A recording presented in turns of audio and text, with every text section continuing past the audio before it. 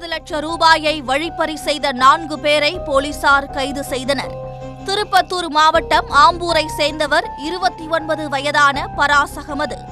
இவர் தோல் மற்றும் இரும்பு பொருட்கள் வியாபாரம் செய்து வருகிறார்.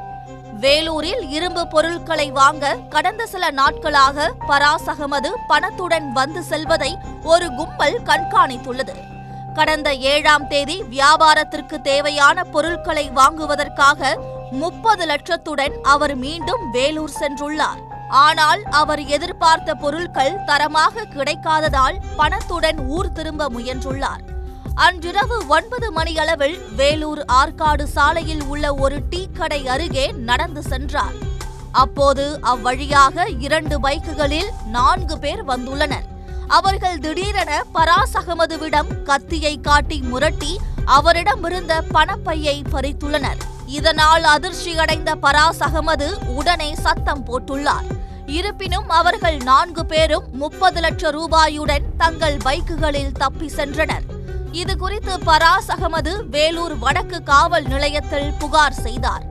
அதன் பேரில் போலீசார் வழக்கு பதிவு செய்து சம்பவம் நடந்த பகுதிகளில் உள்ள சிசிடிவி கேமராக்களில் பதிவான காட்சிகளை ஆய்வு செய்தனர்.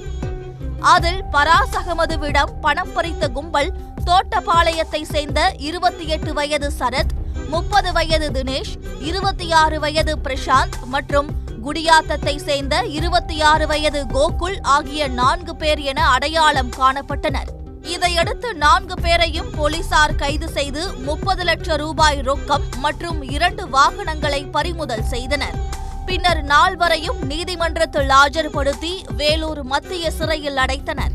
வேலூரில் இரும்பு வியாபாரியை தாக்கி 30 லட்சம் ரூபாயை பறித்து சென்ற வழக்கில் கைதான 4 பேரும் இதற்கு முன்பும் இவ்வாறு வழிப்பறி சம்பவங்களில் ஈடுபட்டுள்ளனரா என போலீஸ் விசாரணை தீவிரமடைந்திருப்பது குறிப்பிடத்தக்கது.